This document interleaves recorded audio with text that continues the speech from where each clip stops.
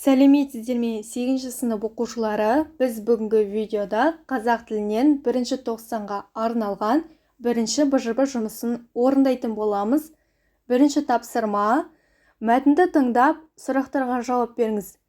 Көне руна жазуын мемлекеттік деңгейде атап өту туралы мәселені кім, қайда, қашан көтерді?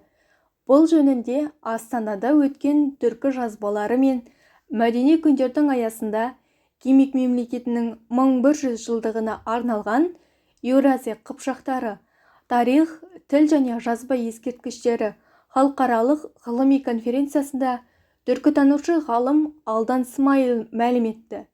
Келесі екінші сұрақ: бұл бастаманы қолдаушылар көне руна жазуының күндерін арнайы атап өту не үшін маңызды деп санайды? Өйткені көне руна жазулардың тарихын мектеп оқушылары білмейді, біз соны осы күнге дейін тереңдетіп оқыта алмай отырмыз.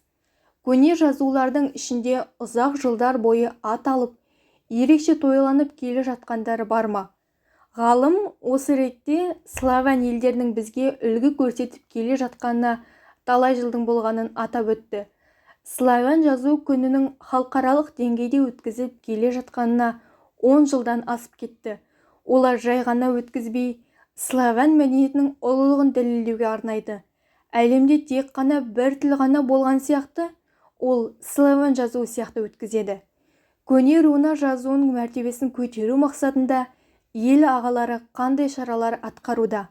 Ел ағалары сына жазуының жалпы түркі жазбалардың тарихын мектепте және жоғары оқу орындарында тереңдеп болмаса да жеткілікті деңгейде оқыту қажеттілігін алға тартқан. Екіншіден, Қазақстанда жыл сайын сына жазу күнін атап өтуіміз керек. Осыған тек қана біз емес, түркі тілдес елдердің ынтымақтастығы кеңесі, халықаралық түркі академиясы, түркі тілдес елдердің парламенттік ассамблеясының күшін біріктіре отырып, түркі әлемінде өткізу туралы ұсыныс жасаған. Келесі екінші тапсырма: мәтіннің негізгі айтар ойы неде? Клишеге сүйеніп екі сөйлеммен ой түйіндеңіз.